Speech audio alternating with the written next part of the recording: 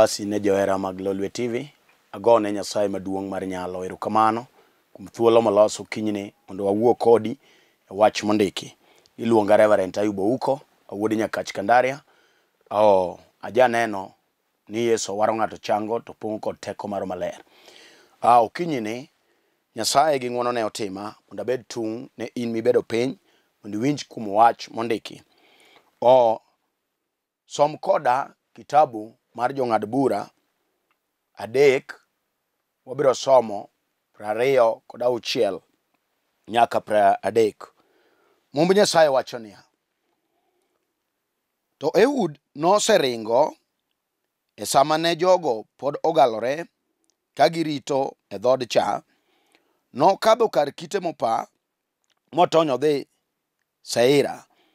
Kane ochopo kuno, nogoyo tung' e piny gode mag Efraim mondo ji oywor ni lweny. Eka notelo ni jo-Israel kendo negilor kode, eka gia e piny godego. Nowachonegi niya, luwauru, nimar Ruoth Nyasaye osechiwo wasiku ma jo-Moab e lwetu. Omiyo negilor ka giluwe, kendo negirito kuonde ming'ado e aora Jordan mondo kik jo-Moab kadhi. Ne ok giyie mondo ng'ato oidh loka. Neginego jo-Moab marateke kendo ma jochir 10,000, kendo chieng'no onge kata ng'at achiel mane otony. Kamano jo-Israel noloyo jo-Moab, mi pinyno nobedo gi kwe kuom higni 80. Walam Nyasaye. Wagoni ni erokamano, Nyasaye maduong' mar nyalo, mar teko, mar nditi.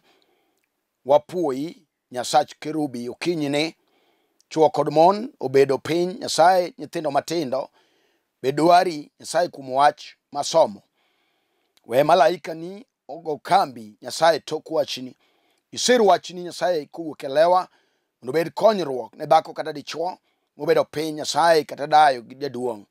Mondo wachni Nyasaye oyud thuolo e chunye, mondo wachni Nyasaye oyaw yo, mondo wachni okel chang ne jatuo, mondo wachni Nyasaye oyudo teko kuom ng'ato kod ng'ato mobedo piny. Duong' kod pak oduog ni Rabi, nikech ja adiera, e nying loch mar Yesu Kristo. Amen. Awacho ni luonga Reverend Ayubo Ouko, awuod Nyakach Kandaria. Yesu waro chunya mopong'a gi teko mar maler.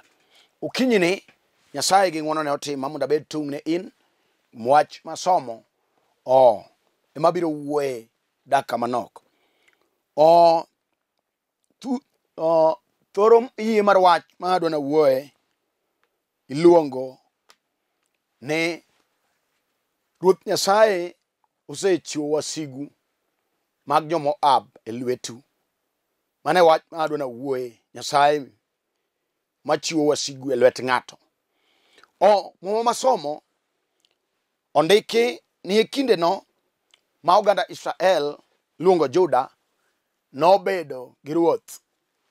Kendo sama nobedo gi ruoth kamano, oganda Israel nobedo gi ng'ai ka wigi nowil gi Nyasaye maduong' mar Israel, Nyasaye marambi manogologi e piny mar Misri ka weche tek.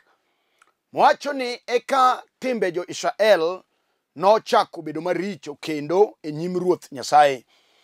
Gimomiyo timbe jo-Israel nobedo maricho e nyim Ruoth Nyasaye, ne gichalo ka gima ging'iyo gi Nyasaye no, nikech gineno ka Nyasaye ne timonegi gimoro amora mane gidwaro kata mane gikwaye sama gikwaye no.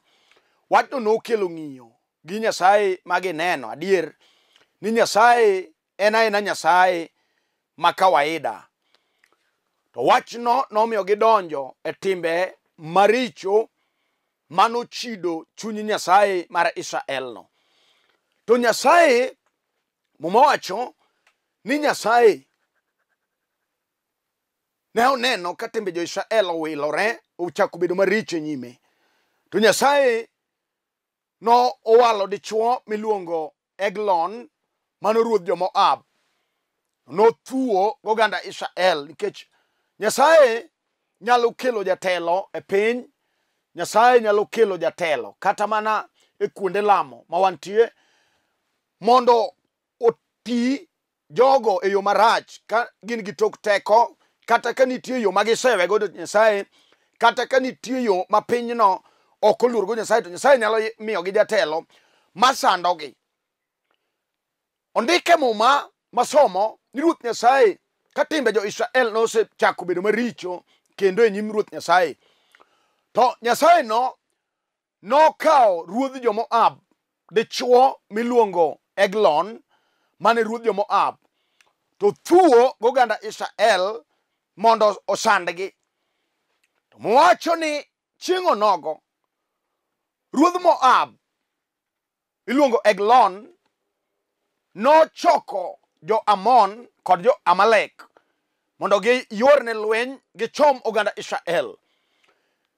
Sama Ruoth nosechoko jo-Amon kod jo-Amalek mane iluongo ni Elgon, mane gichomo jo-Israel kendo ne gilogi e lweny chieng' onogo, mowacho sama lweny nolo oganda Israel ka Nyasaye kod otiene nosewuoko kuomgi, to wang' lweny ologi adhare pap, lweny mane gijaloyo pile, ka giduogo gi loch, ka giduogo gi uma, ka giduogo gagoro maduong' e tokgi, ka lweny manochomogi. Nyasaye ne telonegi kuom jatelo manade mane Nyasaye oketonegi. Sama timbegi nobedo maricho ma gichako chayo Nyasaye, gichako lamo nyiseche, gichako donje timbe ma ok mi polo duong', to wachno nochido chuny Jehova Nyasaye maduong' ma jateko marambi. To wang'i Nyasaye okawo ruoth machielo miluongo Eglon to thuo kod oganda Israel mano ruodh Moab, ato lweny wang' oloyo oganda Israel. To sama ne Eglon oseloyo Israel, nochako tiyogi, mowacho ni Eglon ruodh Moab notiyo jo-Israel kuom higni 18. Sama Eglon ne tiyo oganda Israel, ne ok tigi ka jo-Nyasaye, ni tiyogi ka wasumbni, ni tiyogi koganda machiji matokgi tek, ni tiyogi ka ng'at ma ok jadhodu, kech ne giwuok e tie mar Nyasaye. Ato wachno omiyo koro Eglon tiyogi ka nyanyasagi, chalo ka gima ithirogi. To muma wacho kisomo 15 matindo ni sama jo-Israel nofwenyo ni giseweyo Nyasaye mangima, giseweyo, to ne giywak ni Nyasachgino, Nyasach Israel, Nyasaye ma ok ng'ich kaka dhano ng'icho, Nyasaye manyalo paro ng'ato kata obedo ni noseringo modonjo e timbe mamono, to koparo modok e pache gima notimore ne Israel, ne giparo Nyasaye, giparo Nyasaye mosebedo ka wuotho kodgi, Nyasaye mosebedo ka lonegi lweny, Nyasaye manogologi e piny Misri, Nyasaye mosemako badgi makorachwich ka songo kodgi kamano. Sama Eglon nochako tiyogi marach, to wang' giparo Nyasachgi, to giywak ni Nyasayeno, giywak ni Nyasaye ka giparo kaka Eglon tiyogi marach. Macho ni eka Nyasaye nowinjo ywakgi, Nyasaye nowinjo ywakgi bang' timo timbe magalagala, to giparo piyo ka oselogi gidong' gi lwetgi nono, kama gichom onge, to wang' giparo Nyasayeno. Nyasaye nochako miyogi thuolo machielo, ato yiero ruoth moro miluongo ni Ehud mano wuod Gera.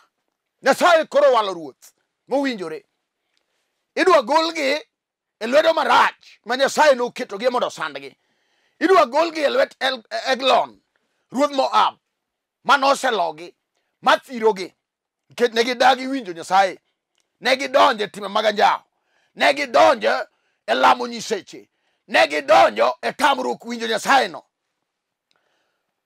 To wang' giywak ni Nyasaye, eka Nyasaye nokelo ruoth machielo miluongo ni Ehud wuod Gera, mano dichuo ma ja Benjamin.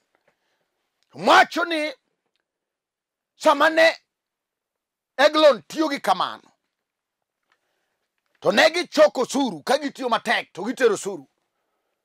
Sama Nyasaye no yiero Ehud wuod Gera mano ja Benjamin, sama no wuok mondo tero suru ne Eglon, to yudo ka ruoth yweyo e kare mar yweyo kama no ywe gi malo ka chieng' kech, to wango tero suru to joma no ting'o suru oweyo dhi, wacho ni udhiuru adhiya. Wacho ni nokalo gi kama ipaye kite, to wango nyiso ruoth ni an kod wach mowuok kuom Nyasaye monego anyisi.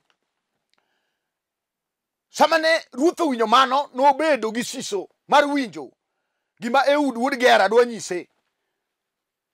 Ato gidong' e ot kare mar yweyo, o kare Nyasaye noseloso kaka jo-Israel igolo e lwet Eglon ma jasand, Eglon ma jaketh, Eglon ma jathir ji, Eglon ma jasand chwo gi mon, Eglon ma rondo range gi miere.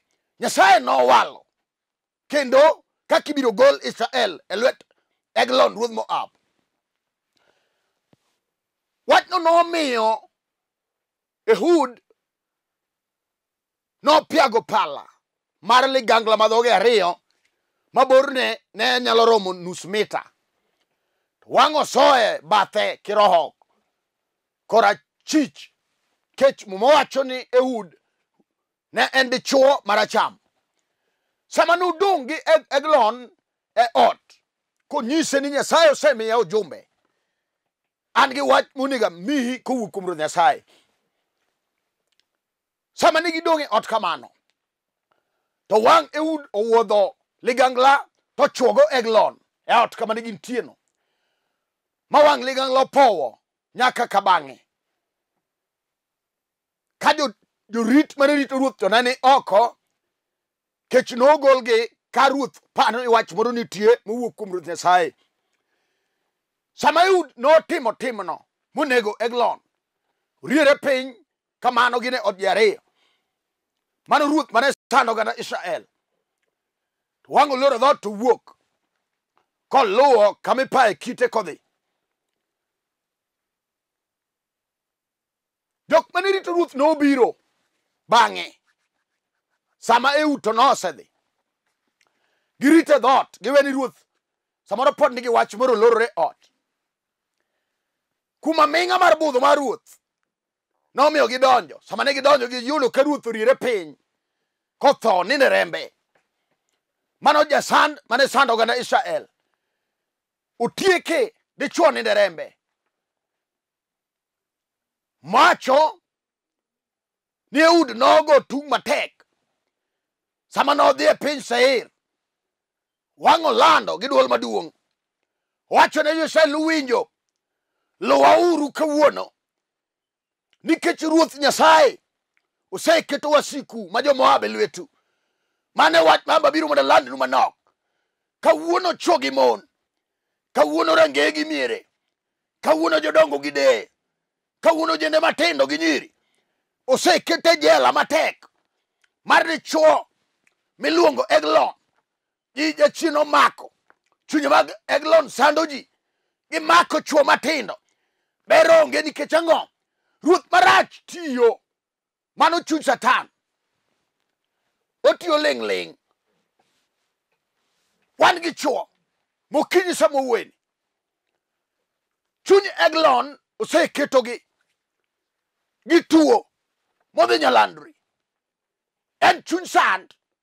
Mwacho ni Eglon notiyo Israel kuom higni 18. Samoro imoketi piny gi tuo. Mano chuny Eglon, ruoth marach mar jo-Moab. Oseketi gi tuo kuom higni moseketigo no. Onge yweyo, omaki mafuanda. Ijal maneno tho, kech ang'o? Eglon ti. Mano chuny Satan. En odwaro liel, en odwaro tho, en onge gima ber modwa ni yudi. Iluonge chuny Eglon mano tiyo ganda Israel. ket ne giwuok e teko mar Nyasaye, ne giwuok e dwaro mar Nyasaye. Kata bedo piny sano okinyi, wan gi chuny modagi ma kata ing'eya dhako, chuny not ami omako gigo lengo thi, samoro omako keny, en keny malweny gire. Eglon odagi, notiyo Israel higni 18, imbe higni misebede keny, ber mineno onge, kata igo mbaka ka ji orade chama, to ber mar wang' samoro nowuondi, to gimiwinjo chunyi ni ming'eyo, kata une chama tunyo ka chunyi lit, kech inyalo nyiero oko, kidok e ot en ywak.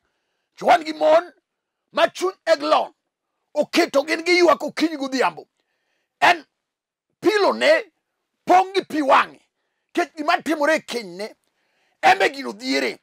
Osepenjore, to an nachwanyo nade momiyo nyiri wetena to winjo maber, to en gino tame.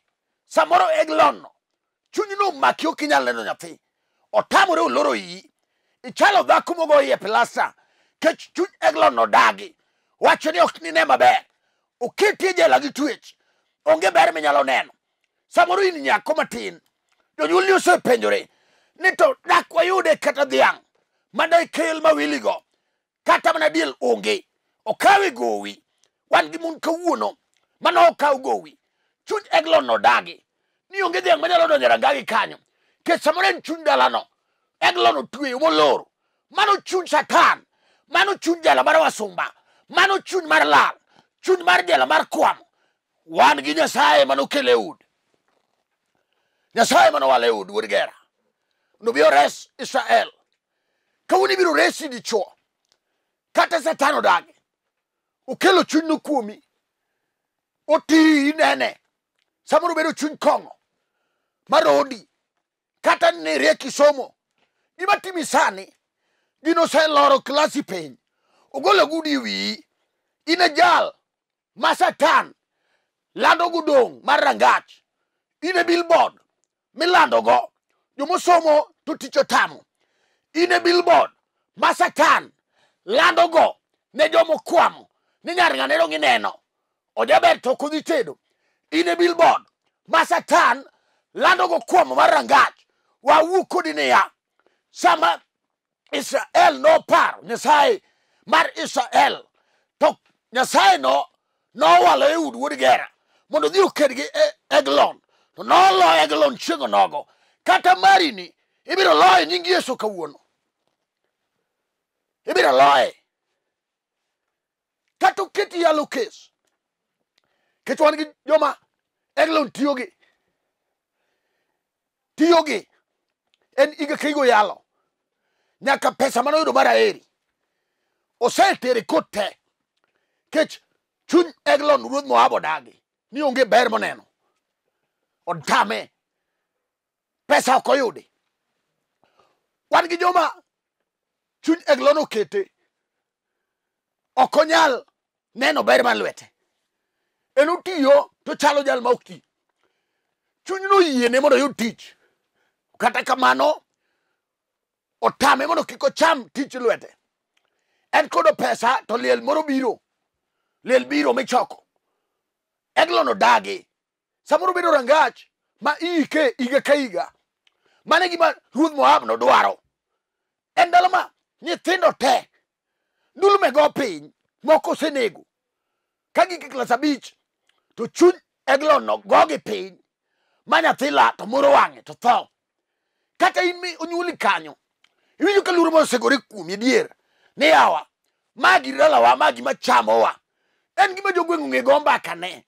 We awuo kodi niya, Eglon nosando jo Israel kuom higni 18, to sama Nyasaye nowinjo kwayo kod ywak mar oganda Israel, gima ne gitim, chunyi no onego dog ir Nyasaye, chunyi onego dwar Nyasaye maduong', chunyi onego par dichwech, chunyi onego many nyarombo Nyasaye, chunyi onego odog piny mondo Nyasaye wani malo. Iwinjo nade?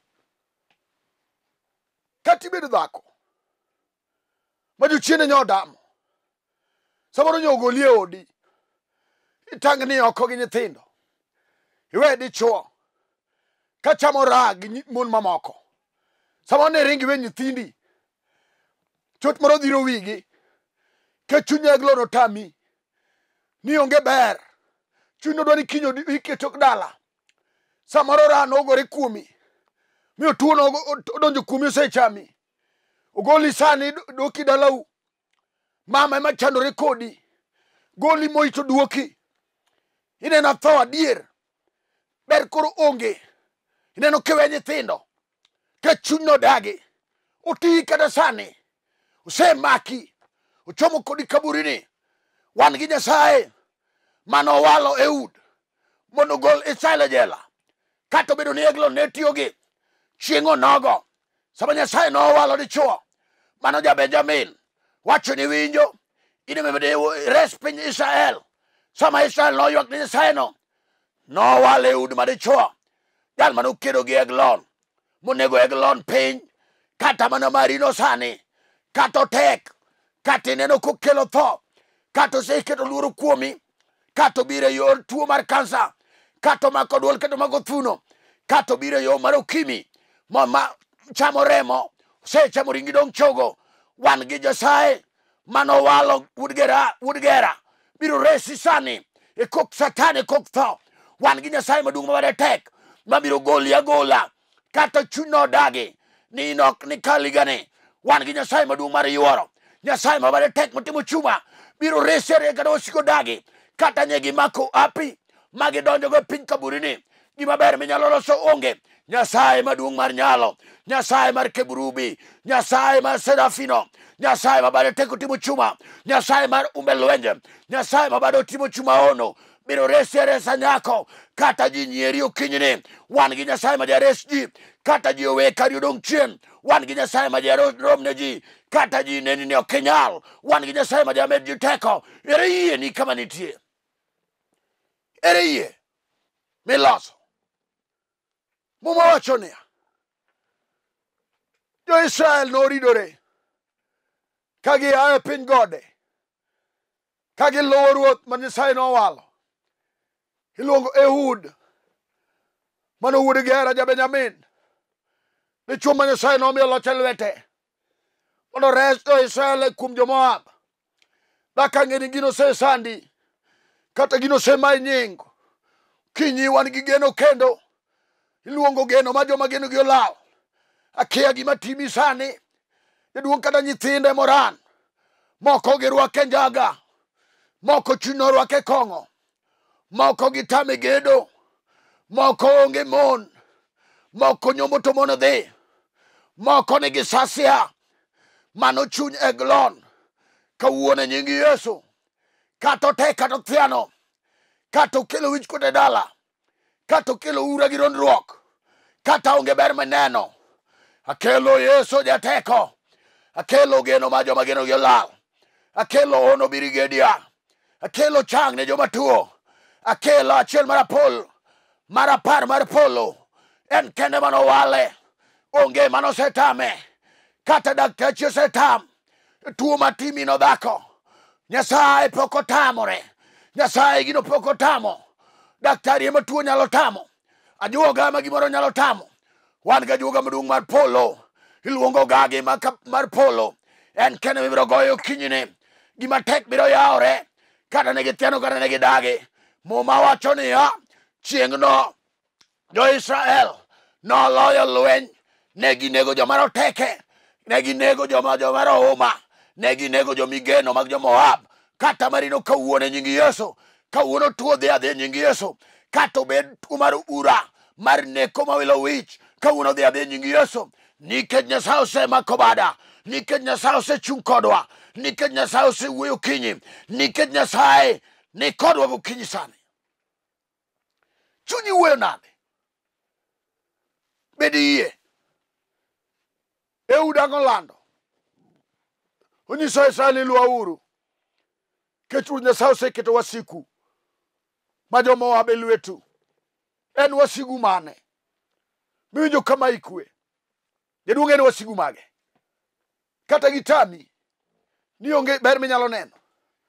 Nyithindi puonjo. Matiyo kata chiel onge. Samoro mon. Lweny liche dala. Imanyo kaka inegi. Kech samoro en dala do. Dhako ka dhako dhi ajuoga. Gipimore teko mar yath. Miyo girondo nyithindo te. Iwinjo kawuono. Kata obet dala manyasi. Mimadhe gik magalagala. Nying Yesu Kristo jateko. Jal mano owalo Moab. Jal mano owalo Ehudi nitie. Nyalo timo ni ng'wono kata sani. Ere gima tek e nyim Nyasachwa. Ere gima tek ke jana matin. Kata skul fee motamore. Nyasaye nitie mawuon duoko. Ondike kitabu mar Jeremia. Ondike kitabu mar Jeremia. Kisomo 32 matindo 27. Mum Nyasaye wacho niya. Mum Nyasaye wacho. Akia gima tek manyalo tamo Nyasaye ukinyi sani. Mum Nyasaye wacho niya. Jeremia 32 matindo 27. An e Ruoth Nyasaye ma Nyasachu. Ji duto. Onge gima nyalo tama timo. Marino mane? Made tam Nyasaye maduong'. Marino mane? Kato se none. Kato se tamo jolamo. Kato se tamo juoke. Kato se tamo jomo se teme. Wateme ne Nyasaye. Mwacho ni ane Nyasaye. Mar ji duto. Benitie matek manyalo tama. Dhako kata ji osewuoyo kuomi. Mano dhane mosewuoyo Nyasachwa podi. Chiwane chunyi Nyasaye okinyini. Kata obedo tuo mosedhi Nyalandre. Nyasachwa nigi chang. Gimiluongo ni Jehova Rafa. Mano Nyasaye ma jachang. Bede gi yie okinyini. Mondo lam kodi Nyasaye no. Kati ma ilo. Bede gi yie okinyini. Nyasaye loya maber. Dhako kata churi otho. Idonge pap. Ng'ama konyi onge. Bede gi yie okinyini. Mondo lam kodi Nyasaye. Man mon liede gi nyithind kiye. Gima tek matame onge. Kata sani nyalore. Kata joma Moab. Se sandi gik tung. Kata ikwana gama idhigo wuoth. Kata nying onge. Binge Nyasach Israel. Mano keto Ruoth Elgon e lwete. Kata kawuono. Nyasaye nyalo duogo dichwo e lweti. Kata ijari ni onge odi. Nyako winja. Yie kum Nyasaye okinyini. Adwana lam kodi Nyasaye. Makama kaka marami.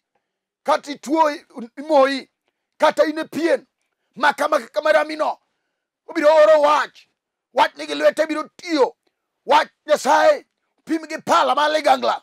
Madhoge ariyo. Mapo pien to donjo dhodho. Kata sano biro chopo iri kanyo. Motim gima ok nyal timore. Kumo dhano. Motim gima ose tamore no.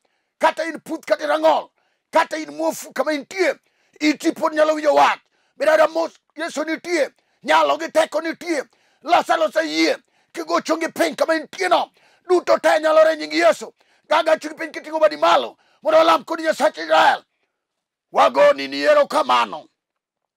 Wapuoyi wawalo mi nyingi duong'. Nyasaye maduong' mar kerubi. Nyasaye serafi. Amalo Nyasaye ne dichwoni. Mogo chonge piny. Gige Nyasaye. Chunyo serondo. Chunyo magalagala magajuoke. Mose nego ji. Wach mokelo luoro kuome. Kuome nyingi Yesu ja Nazareth. Ni amalo Nyasaye. Na oganda Israel. Kata mana kawuono ni. Amalo ne dichwoni. Kata mana kawuono ni. Amalo ne dhakoni.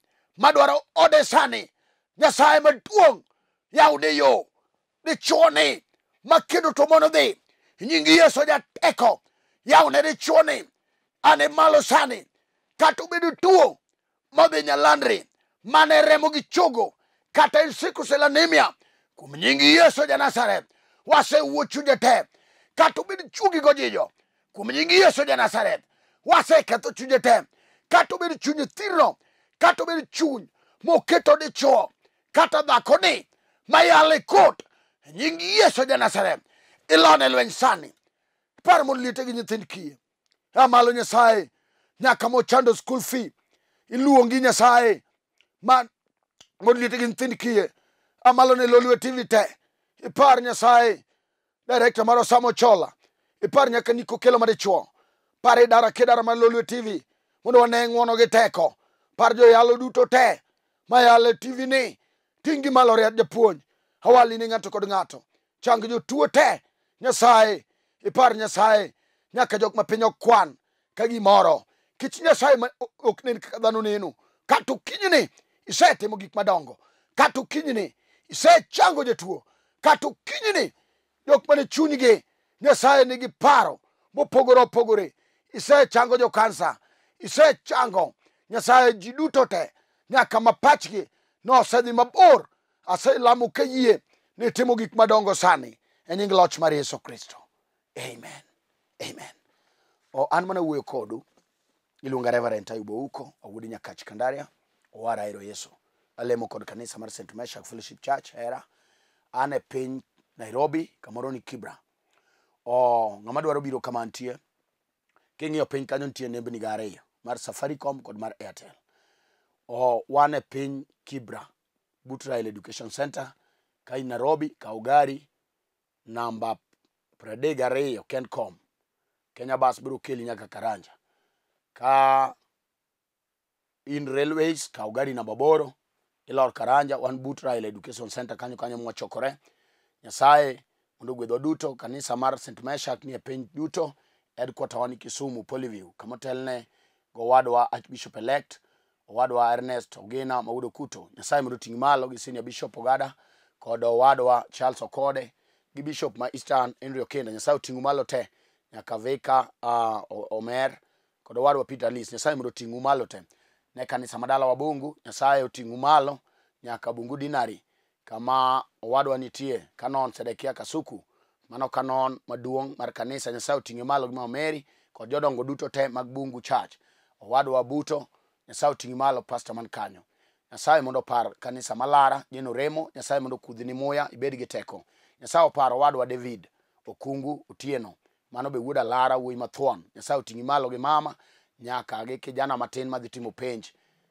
Nyasaye oting'e malo kendo miyo kal penjne. Nyasaye mondo opar Wariat, opar kanisni watek moro amora magintie Mombasa, Kariobangi North, Kariobangi South, motelne go wadwa Abuya Maud Mikaya. Nyasaye mondo oting'e malo, wadwa Sam Gachara kod ji duto te. Nyasaye mondo opar Wariat, opar na Sylvia kaya ne piny piny Kibra, mano daktari. Nyasaye oting'e malo kod Ajwang Zakiel e piny Kasgunga Mbita.